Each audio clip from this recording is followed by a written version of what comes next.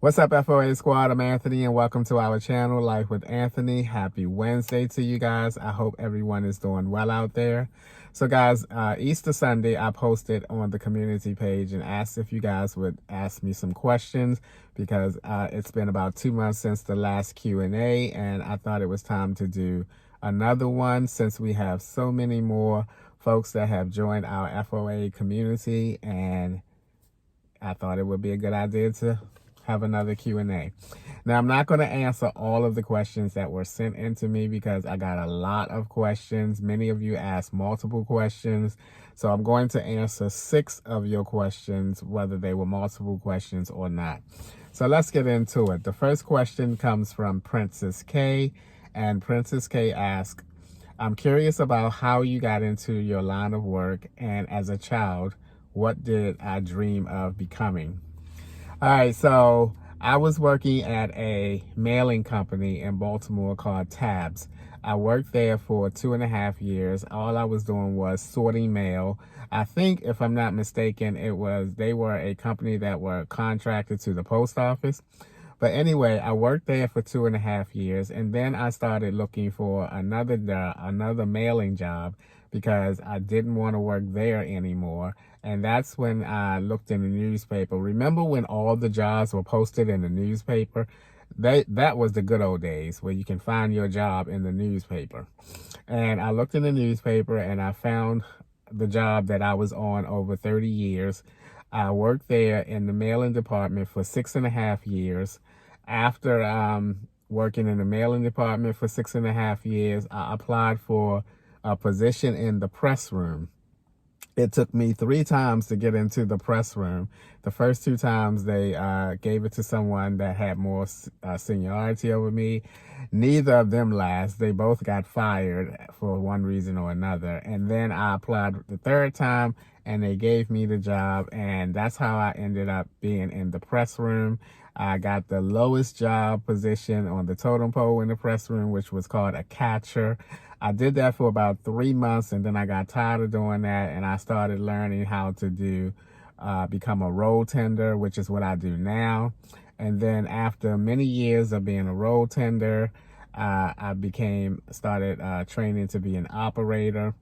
I was an operator for 11 years, had the same roll tender guy the entire 11 years. We had a blast working together. And then I decided that I no longer wanted to be a operator because it was a lot of pressure and everything. And I decided to go back to being a roll tender.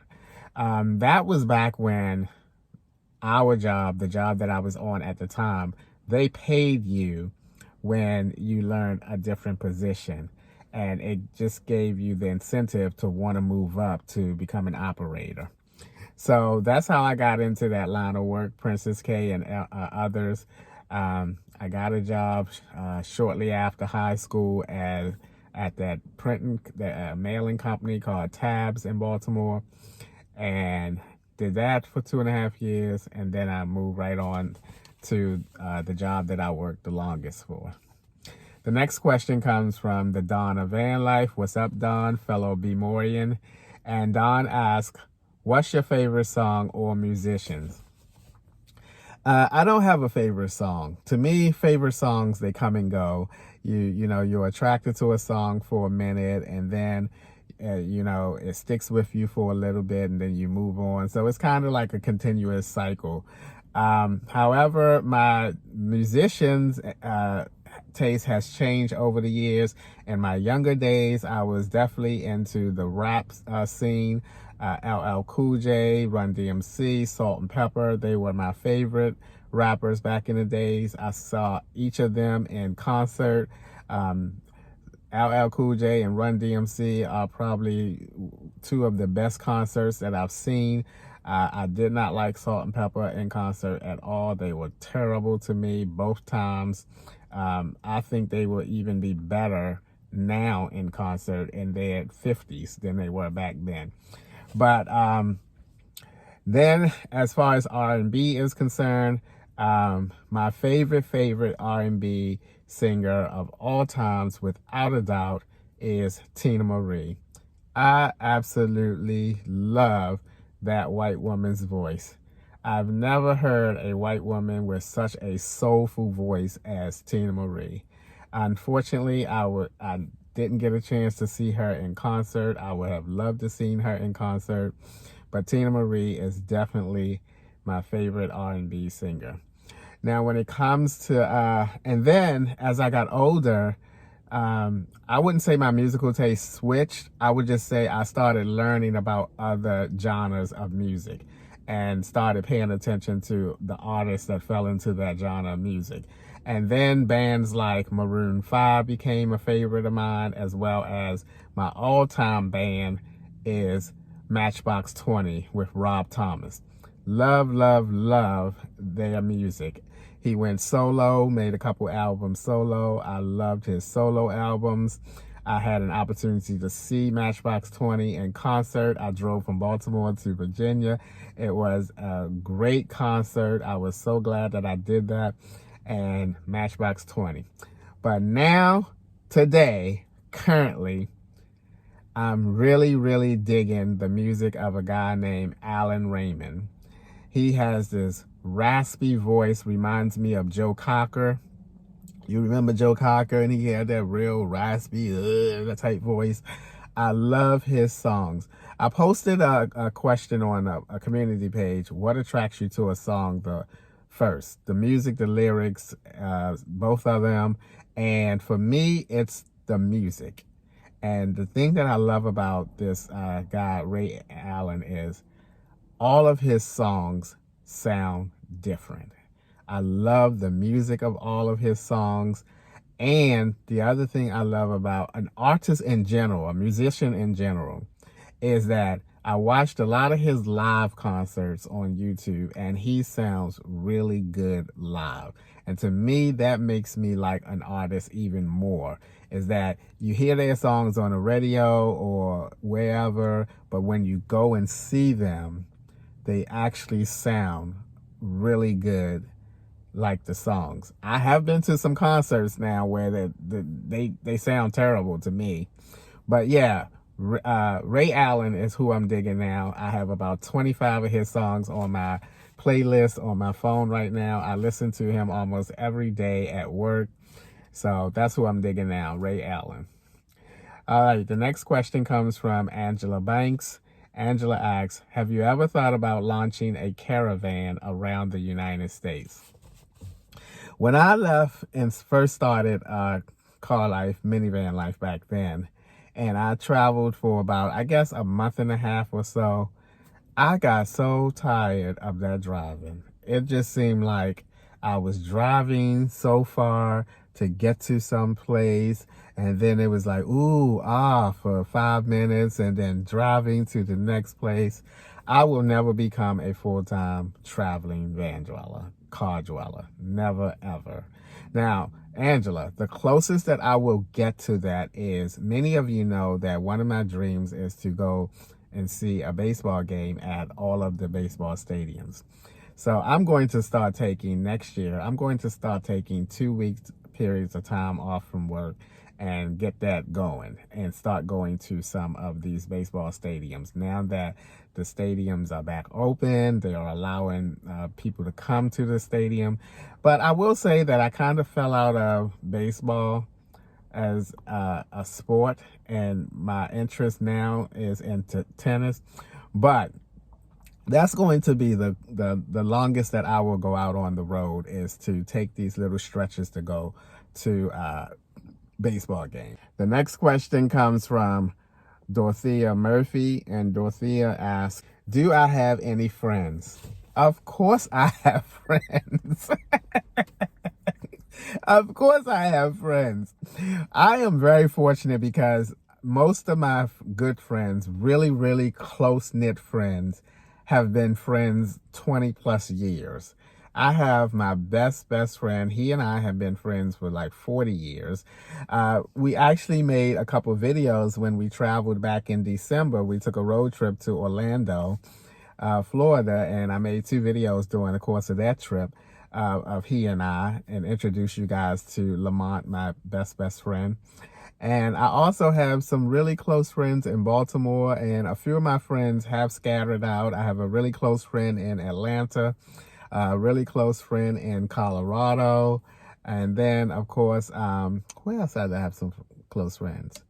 And then my Baltimore close-knit of friends I have. So I do have friends. Unfortunately, I don't have any friends here in Pennsylvania because all I have been doing since I moved to Pennsylvania basically is working and trying to, get my life in order. Not that my life is out of order, but you know what I mean. Trying to get my goals accomplished. And I haven't, put myself out there.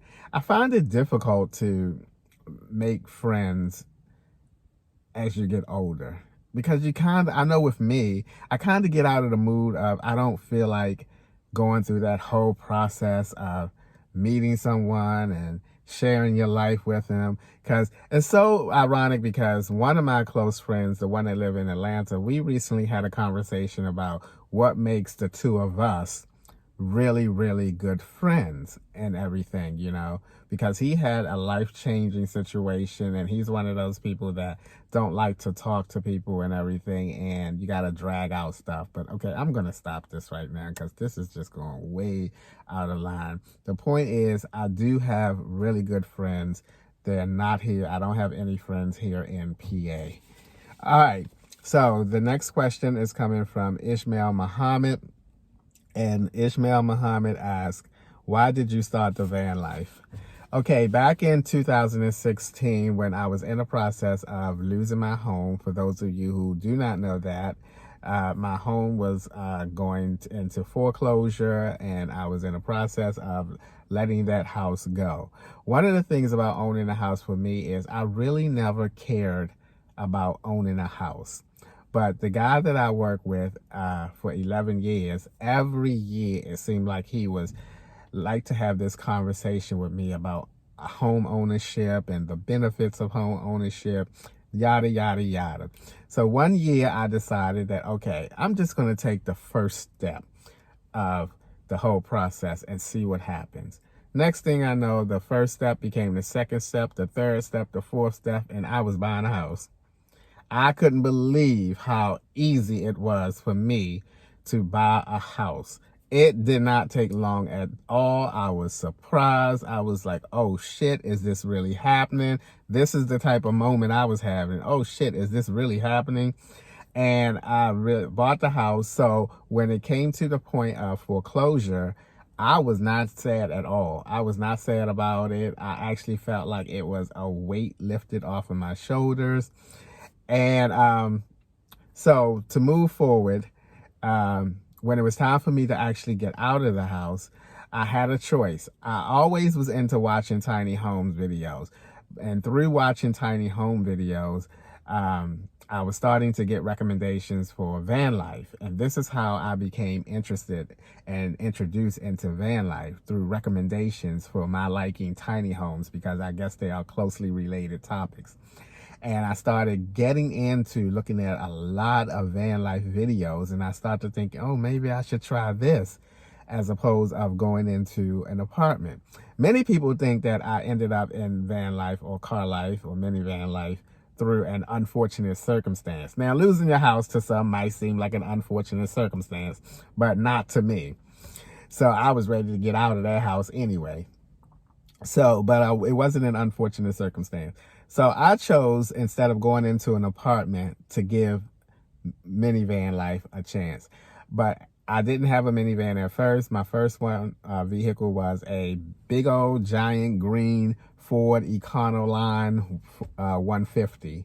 And I started out in that. All right, so that's how I started out in van life, Ishmael and others. I was in the process of losing my house, getting out of the house, and I had to decide which route I wanted to take as far as my living conditions was concerned, an apartment or try the van life, and I chose to try the van life. Okay, Brooklyn, New York had a few questions. Do you think you prefer apartment living or a small RV? I think they are different in comparison.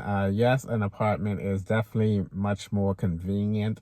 It's easy to get up out of bed and go to the kitchen and cook. It's easy to get up out of the bed and go and use the bathroom and things of that nature.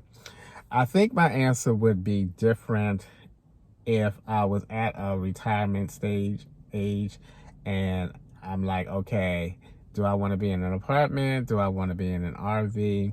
I think they both have their advantages and disadvantages. It just depends on where you are in your life or where I am in my life. Right now, I prefer to be right where I am, Brooklyn.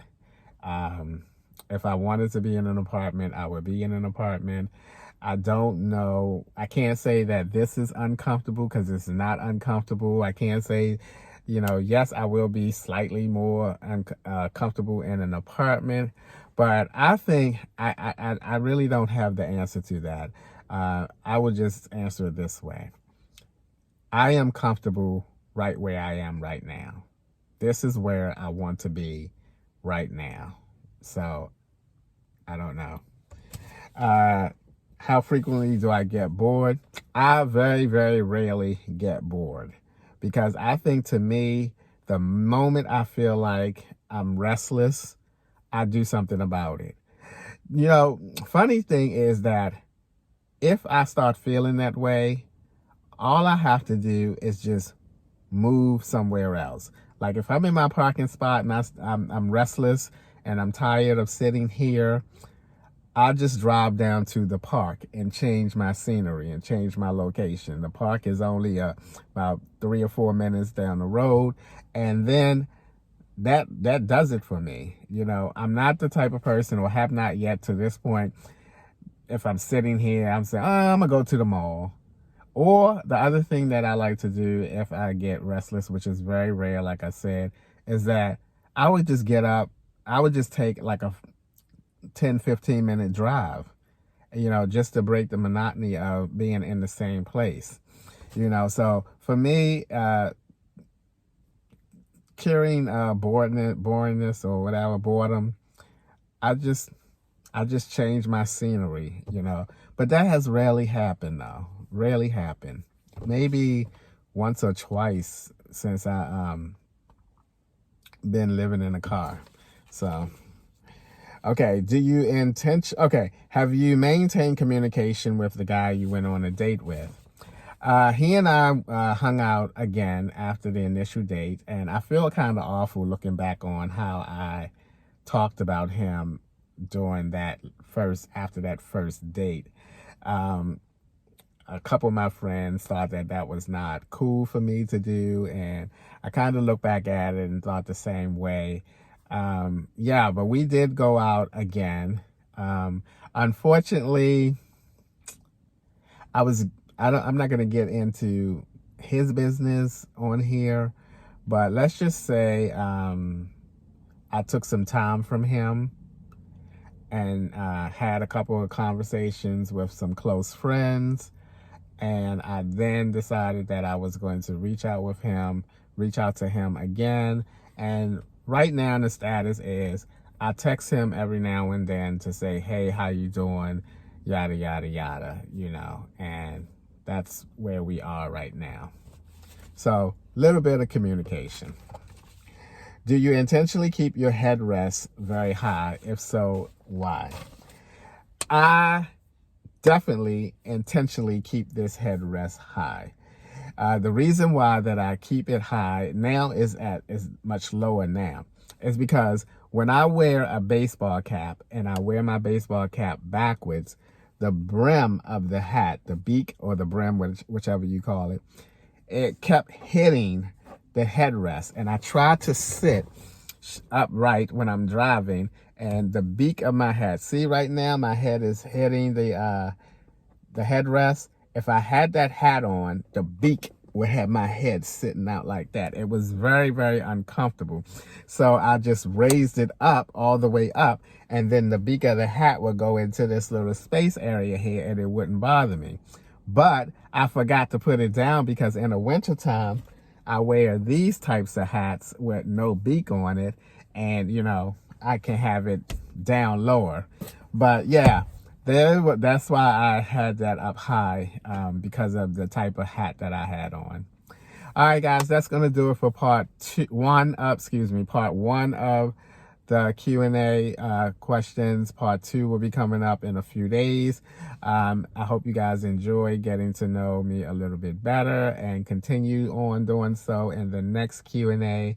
But today's video is going to be a wrap. As always, thank you guys for taking a few minutes out of your day to watch my videos. I appreciate you guys. You know that. And I'll see you guys the next time.